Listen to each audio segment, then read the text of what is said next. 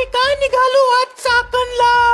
तर कार्तिकने आज सकाळी थंड पाण्याने भडाभडा आंघोळ केली. नंतर तयार होऊन आम्ही नानांच्या गाडीवर बसलो. मग निरगुडी रोड मार्गे खंडोबा माळला गेलो आणि मग 100 फुटी रोडला लागलो आणि लोहगाव मधून मग सरळ आम्ही चरोलीमध्ये पोहोचलो. चरोली गावात तर खूपच मोठा घाट आहे जिथं बैलगाडा शर्यत होते. पुढे एका ठिकाणी ना भाऊ रस्ताच बंद होता, पण कार्तिक म्हणला मला शॉर्टकट माहितीये. त्याचं ऐकून आम्ही भलतीकडेच घुसलो आणि रस्ताच चुकलो. मग कसं तरी फिरत फिरत मेन रोडला परत आलो. मग आम्ही मेन रोडला पेट्रोल टाकलं आणि सरळ आळंदीच्या दिशेने रवाना झालो. आळंदीला पोहोचलो आणि मग आळंदीवरून सरळ आम्ही कार्तिकच्या मामाच्या गावाला म्हणजेच केळगावला गेलो. कार्तिकला केळगावला सोडला आणि आम्ही चाकणच्या दिशेने रवाना झालो. चाकणला आम्ही कुटी मशीनच्या दुकानात गेलो, कारण नानांच्या कुटी मशीनचे 2 पार्ट तुटले होते.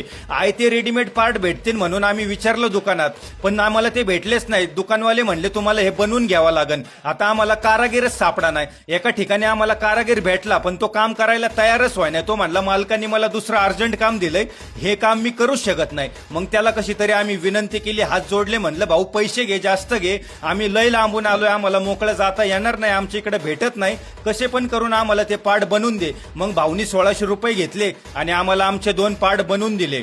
मग आम्ही असंच बरेच ठिकाणी फिरलो तर आम्हाला कळलं की भाऊ चाकणला आहे ना सगळे इंडस्ट्रियल आयटम वगैरे भेटतात आणि तिथं ऊसाच्या रसाच्या खूपच मशनी होत्या.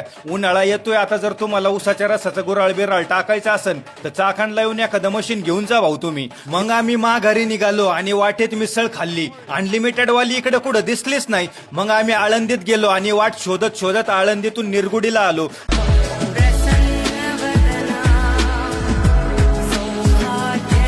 निरगुडीमधून आम्ही पुन्हा चरोलीत गेलो, कारण रस्ता खूप खराब होता.